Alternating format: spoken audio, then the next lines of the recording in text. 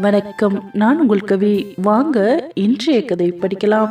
கதைக்குள் போவதற்கு முன்னால் நம்ம சேனலை யாராவது ஃபஸ்ட் டைம் பார்க்குறீங்க அப்படின்னா ப்ளீஸ் எல்லாரும் சப்ஸ்கிரைப் பண்ணிவிட்டு உங்கள் முழு ஆதரவையும் எனக்கு தரும்படி அன்புடன் கேட்டுக்கொள்கிறேன். வாங்க இப்போ கதைக்குள் இணையலாம். வேலு தன் வீட்டில் கல்யாணத்திற்கு சம்மதம் சொல்லிவிட்டார்கள் என்று மேனகாவிடம் சொல்லிய போது அவள் அவனை அணைத்தபடி கண் கலங்கினாள். சரி சரி, இதுக்கே கண் கலங்கினா எப்படி? ரெடியாயிரு, கல்யாணத்துக்கு நம்ம 2 பேரும் ஊருக்கு போறோம் என்றான் அவன். என்ன சொல்ற வேலு? ஓ வீட்டுக்கா? என்னைய கூட்டிட்டு போறியா என்று அதிர்ச்சியாக அவனை பார்த்தாள். வேலு சிரித்தான். ஆமாண்டி, என் தங்கச்சி கல்யாணம், வீட்டில் நிறைய பேர் வருவாங்க, நீயும் வரணுங்கிறது தான் என்னோட ஆசை. நம்மளை பற்றி தான் எல்லாருக்கும் தெரியுமே, அதான் உன்னை நேரில் பார்க்கணுன்னு என் வீட்டில் சொன்னாங்க என்றான் வேலு. நிஜமாவே என்னையும் கூட்டிட்டு ஊருக்கு போக போறியா வேலு? அவள் குரல் நம்பிக்கைக்கும் பயத்திற்கும் நடுவில் நடுங்கியது. அவள் அவன் தோளில் சாய்ந்தபடியே இருந்தாலும் அவளது உள்ளத்தில் பல விஷயங்கள் ஓடியது. அவங்க அம்மா இன்னும் சம்மதம் சொல்லலையே, ஒருவேளை நம்மளை நேரில் பார்த்ததுக்கு அப்புறமா பிடிக்கலன்னு சொல்லிட்டா என்ன பண்றது என்று ஒரு பயமும் தொற்றிக்கொள்ளத்தான் செய்தது. வேலு மெதுவாக அவளது கன்னத்தை தடவி, நீ என்னைய நம்பலையா மேனகா என்று கேட்டான். அவள் கண்கள் பெரிதாயின. உன்னைய நம்பாம நான் வேற யாரை நம்ப போறேன் வேலு என்றாள் மேனகா. பின்ன எதுக்கு இந்த சந்தேகம் என்று வேலு மெதுவாக சிரித்தான். அந்த சிரிப்பு மேனகாவின் இதயத்தை குளிர வைத்தது. அவன் குரல் ஆழமாகவும் உறுதியாகவும் இருந்தது. நீ உன் அம்மா செல்லமா இருந்த, என்னால் இப்போ உங்கள் 2 பேருக்கும் மன கஷ்டம். நான் உனக்கு இப்போ சுமையாயிட்டே இல்லை வேலு என்று மேனகா கேட்க, நீ சுமைனா அதை நான் தாங்கிக்கிறேன். நீ சந்தோஷமா இருந்தா எனக்கும் சந்தோஷம். நீ கூட வரணும் மேனகா, எனக்கு அது போதும். உன்னை எப்பவும் நான் கலட்டி விடணும்னு நினைக்கல. என் தங்கச்சிக்காக நம்ம கல்யாணத்தை தள்ளி போடணும்னு தான் நினைச்சேன். இன்னைக்கு நான் ஆசைப்பட்டபடி அவளுக்கும் கல்யாணம் ஆக போது, பின்னாடியே என் ஆசைப்படி உன் கூட எனக்கும் கல்யாணம் ஆக போகுது என்றான் அவன். அவன் சொன்ன வார்த்தைகளில் எந்த பொய்யும் இல்லை, உண்மை மட்டுமே இருந்தது. ஆனா உன் அம்மா அப்புறம் உன் சொந்தக்காரங்க எல்லாம் என்னை ஏத்துக்குவாங்களா என்று அவள் மெதுவாக கேட்டாள். வேலு சற்று யோசித்தவன், ஏத்துக்குவாங்க மேனகா, அதுக்கு தான் நான் மெதுவாக நேரம் பார்த்து எல்லாருக்கும் சொன்னேன். என் மனசு என்ன சொல்லுதோ அது பக்கம் நிற்கிறவன் நான். நீ என்னோட வாழ்க்கை, நீ வந்தாதான் என் வாழ்க்கைக்கு ஒரு அர்த்தம் இருக்கும். எல்லாரும் ஏற்றுக்குவாங்களோ இல்லையோ அதெல்லாம் எனக்கு தெரியாது. ஆனால் எனக்கு உன்னைய பிடிச்சிருக்கு. என் அப்பா, என் தங்கச்சி எல்லாருக்கும் இதில் சம்மதம். எனக்கு என் குடும்பத்தோட முடிவு மட்டும்தான் முக்கியம். ஒருவேளை அவங்க உன்னை ஏற்றுக்க மறுத்தா கூட நான் உன்னையத்தான் கல்யாணம் பண்ணியிருப்பேன். நான் அதில் தெளிவாக இருக்கேன் மேனகா. அதனால் எனக்கு ஊரை பற்றியெல்லாம் எந்த கவலையும் இல்லை. அம்மா மனசையும் என்னால் மாற்ற முடியும்னு நான் நம்புகிறேன். நீ தாண்டி என் பொண்டாட்டி, என்னைய நம்பு, உனக்கு துணை நான் தான் என்று வேலு சொல்ல, மேனகா அவனை பார்த்தாள்.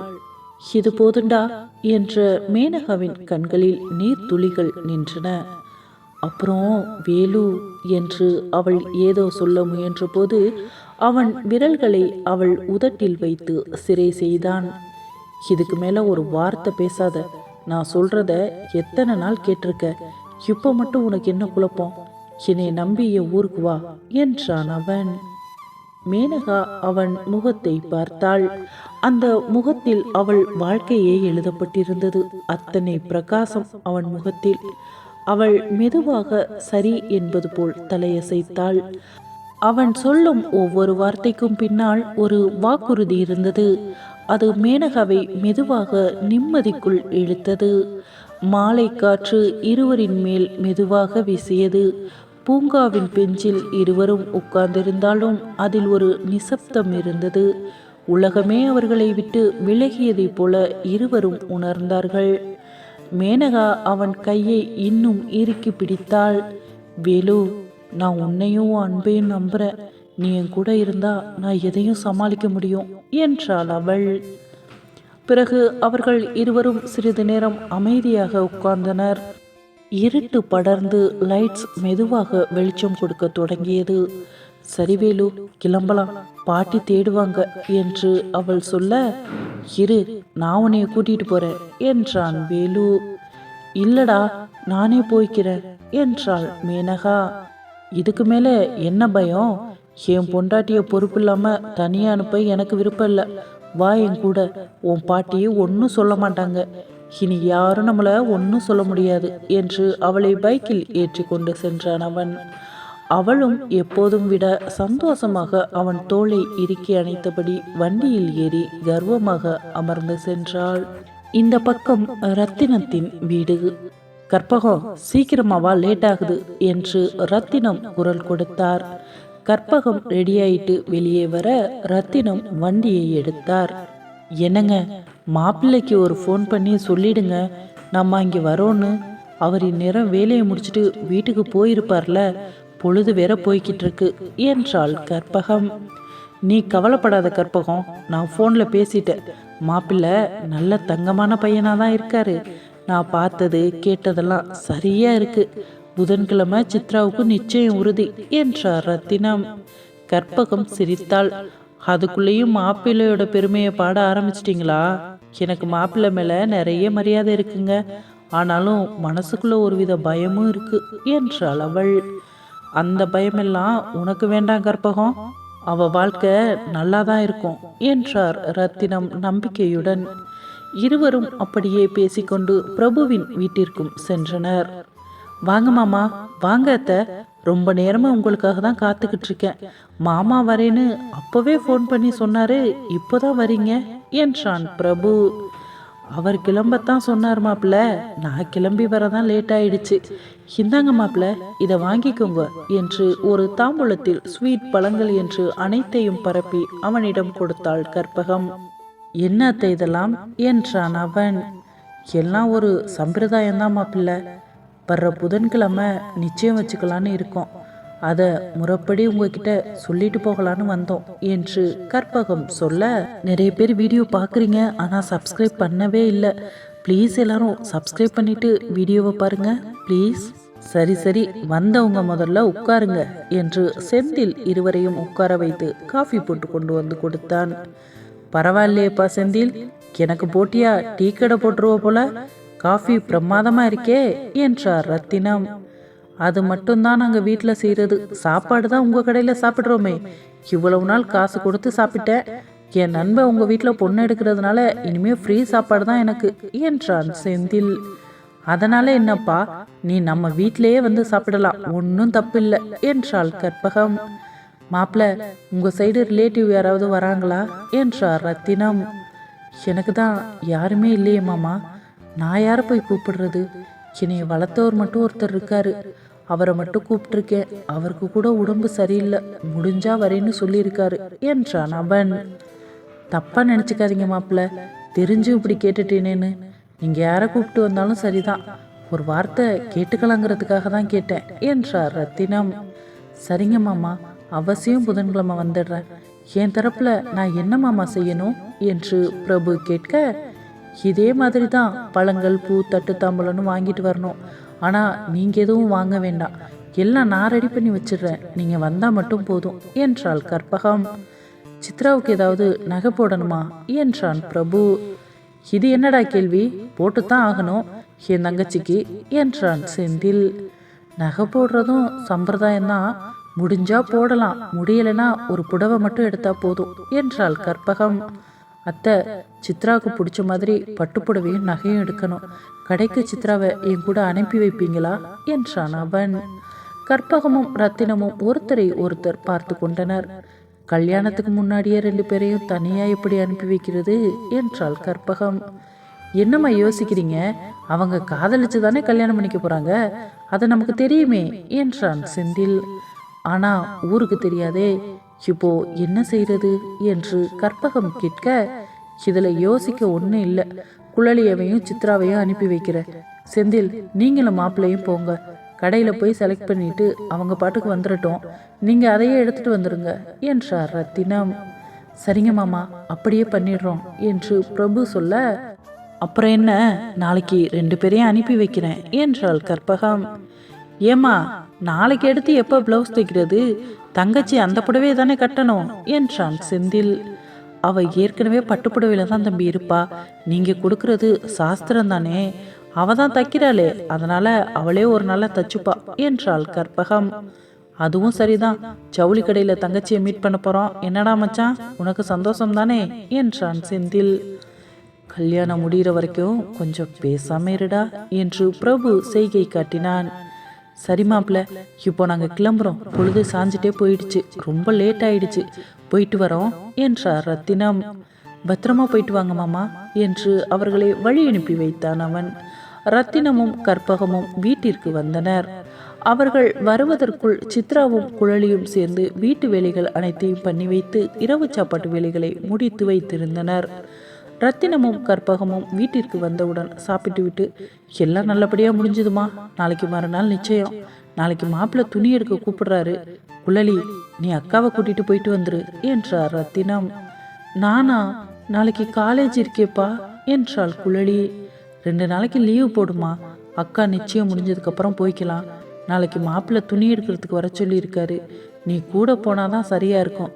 நீங்க 2 பேரும் தனியாக தான் போக போறீங்க, அவங்க அங்கே வந்துருவாங்க என்றார் அவர். சரிங்கப்பா, நானே அக்கா கூட போயிட்டு வரேன் என்றாள் குழலி. சரி சரி, சீக்கிரம் போய் படுங்க, டைம் ஆகுது, தலைக்கு மேலே வேலை இருக்கு என்றார் அவர். சரிங்கப்பா என்று சொல்லிவிட்டு இருவரும் எழுந்து செல்லும் போது, அம்மா சித்ரா, போனை இங்கே தான் சார்ஜ் போட்டு போறேன் என்றார் ரத்தினம். சரிப்பா, ஏண்டி அப்பா அதை என்கிட்ட சொல்லிட்டு போறாரு என்றாள் சித்ரா. ஆமாக்கா, நீ திருட்டுத்தனமா போய் எடுக்க வேண்டியது இல்லைல்ல, அதனால தான் இங்கே தான் இருக்குன்னு தேவைன்னா எடுத்துக்கொண்டு சொல்லிட்டு போறாரு என்றாள் அவள். ஓ, பிரபு கிட்ட பேச சொல்லி அப்பாவே பர்மிஷன் கொடுத்துருக்காரா என்று சித்ரா கேட்க, அதுவே உனக்கு இப்போதான் புரியுதாக்கா என்றாள் குழலி. ஆனா நாளைக்கு தான் காலையில பார்க்க போறேனே, இப்போ என்ன பண்ணிக்கிட்டு இருப்பாருன்னு தெரியலையே, ஃபோனில் சார்ஜ் வேற ரொம்ப லோவாக இருக்கு, அப்புறமா பேசிக்கலாம் என்று சொல்லிக்கொண்டே போய் பாய் விரித்தாள் அவள். நானும் தூங்குறேன்க்கா, தலையெல்லாம் வலிக்குது என்று குழலி படுக்க போகும் நேரத்தில் தொலைபேசி ஒலித்தது. என்னக்கா இப்போ ஃபோன் அடிக்குது, ஒருவேளை பிரபுவா இருக்கும், இரு நான் போய் எடுத்துட்டு வரேன் என்று சொல்லிவிட்டு குழலி எடுக்க சென்றாள். ஹலோ குழலி, அவன் குரல் மெதுவாக வந்தது. ஆமா, குழலி தான் பேசுறேன், நீங்க என்றாள் அவள். நான் விஜய் பேசுறேன், ரொம்ப சாரி என்றான் அவன். யாரு, விஜயா என அவள் அதிர்ச்சியாக கேட்டாள். ஆமா, நான் விஜய் தான் பேசுறேன், எப்படி இருக்க குழலி என்றான். நான் நல்லா தான் இருக்கேன், நீங்க எப்படி இருக்கீங்க என்றாள் அவள். நாளைக்கு உன்னைய பார்க்கணும், நான் சொல்ற இடத்துக்கு வர முடியுமா, நான் உனக்கு ஒரு நல்ல செய்தி சொல்லணும் என்றான் விஜய். குழலியின் உடம்பே நடுங்கியது. அவனிடம் பேசலாமா, விஜய் கிட்ட பேசினா அவங்க அம்மா நம்ம வீட்டில் வந்து அசிங்கப்படுத்துவேன்னு சொன்னாங்களே, அக்காவுக்கு கல்யாணம் வேற வச்சிருக்கோமே, இந்த நேரத்தில் நம்மளால ஏதாவது பிரச்சனை ஆயிட்டா என்ன பண்றது, இது இன்னொரு கசப்பான அனுபவமா மாறிடுமே என்று நினைத்தாள் அவள். என்ன பேசுறீங்க நீங்க, உங்களுக்கு தான் கால் முடியலையே, எங்கே வருவீங்க, எப்படி வந்து என்னைய பார்ப்பீங்க, உங்களுக்கு யார் நம்பர் கொடுத்தது என்றாள் அவள். அதெல்லாம் நேரில் சொல்கிறேன், நான் உன்னைய பார்க்கணும், நாளைக்கு நான் ஹாஸ்பிட்டல் வருவேன், எங்கள் அப்பா தான் என் கூட வராரு, எங்கள் அம்மா வரமாட்டாங்க, அதனால் ஒன்றும் பிரச்சனை இல்லை, உன்கிட்ட நான் பேசணும், மனசு விட்டு பேசணும் குழலி, ப்ளீஸ் எனக்காக நீ வரணும் என்றான் அவன். கண்களின் வழிந்த கண்ணீருடன் அவள் மெதுவாக சொன்னாள். நான் பார்க்குறேன், வர முயற்சிக்கிறேன் என்றாள் குழலி. அவன் சிரித்தான். இது போதும், நீ வந்தா போதும் குழலி, உடைஞ்சு போய் இருக்கிற உன்னோட மனசை என்னால சரி பண்ண முடியும் என்றான் விஜய். அவன் போனை வைத்ததும் குழலிக்கு இருள் சூழ்ந்தது. தன்னை சுற்றி என்ன நடக்கிறது என்று புரியாமல் அழுது கொண்டே அறைக்குள் ஓடினாள். யாரடி, யார் போன்ல நீ பேசிக்கிட்டு இருந்த என்றாள் சித்ரா. அக்கா, விஜய் தான் கால் பண்ணாரு. விஜயா, அவன் எப்படி அப்பா நம்பருக்கு கால் பண்ணினா என்றாள் சித்ரா. அவர் என்னைய பார்க்கணுமா, நாளைக்கு ஹாஸ்பிட்டல் வர சொல்றாருக்கா, நான் எப்படி போறது, யாராவது பார்த்தா என்ன ஆகுறது, அவங்க அம்மா என்னை எப்படியெல்லாம் மிரட்டினாங்க தெரியுமா, மறுபடியும் அவர்கிட்ட பேசினா நம்ம அப்பா அம்மா கிட்ட வந்து சொல்லிடுவேன்னு சொன்னாங்க, ஒருவேளை நான் அவரை சந்திக்கிறது அவங்களுக்கு தெரிஞ்சு நேராக இங்கே வந்து சத்தம் போட்டா யாருக்கு அசிங்கம், எனக்கு அசிங்கம், அப்பா அம்மாவுக்கு அசிங்கம், நம்ம குடும்பத்துக்கே அசிங்கமாயிடும், எனக்கு இப்போ அவர்கிட்ட பேசணுமா வேண்டாமான்னு கூட தெரியலக்கா என்று தன் ஆதங்கத்தை வெளிப்படுத்தினாள் குழலி. அந்த பையன் எவ்வளோ கஷ்டப்பட்டு உங்ககிட்ட பேசினான்னு தெரியல. நாளைக்கு ட்ரெஸ் எடுக்க போகிறல்ல, எப்படியோ அவங்களும் காலையில் தான் ஹாஸ்பிட்டல் வருவாங்க. அப்படியே நீ அங்கே போய் விஜய்கிட்ட பேசிட்டு வர ட்ரை பண்ணு. பிரபுக்கிட்ட உதவி கேட்கலாம், அவரே ஏதாவது ஐடியா சொல்வார். நீ என்ன நினைக்கிற என்றாள் சித்ரா. நான் நினைக்கிறதுக்கு என்ன இருக்கு? தலைக்கு மேலே வெள்ளம் போய்கிட்டு இருக்கு. எதில் போய் முடிய போகுதுன்னு தெரியல. எனக்கு பயமா இருக்கு என்றாள் குழலி. சரி சரி, நீ பயப்படாம படு, நான் அவர்கிட்ட பேசிட்டு வரேன் என்று சொல்லிவிட்டு போனை எடுத்துக்கொண்டு வெளியே சென்றாள் சித்ரா. இந்த கதையை பற்றி நீங்க என்ன நினைக்கிறீங்கன்னு கண்டிப்பா கமெண்ட்ல சொல்லுங்க. பொறுத்திருந்து நாளை பார்ப்போம். நன்றி, வணக்கம். இந்த கதை உங்களுக்கு பிடிச்சிருந்தா ப்ளீஸ் எல்லாரும் லைக் பண்ணுங்க, ஷேர் பண்ணுங்க, கமெண்ட் பண்ணுங்க, மறக்காம சப்ஸ்கிரைப் பண்ணுங்க. உங்கள் அன்பையும் ஆதரவையும் எப்பொழுதும் எனக்கு கொடுத்துக்கிட்டே இருங்கள். மறுபடி கேட்குறேன்னு தப்பாக நினச்சிக்காதீங்க. நிறைய பேர் வீடியோ பார்க்குறீங்க. ப்ளீஸ் சப்ஸ்கிரைப் பண்ணிவிட்டு பாருங்கள். நன்றி.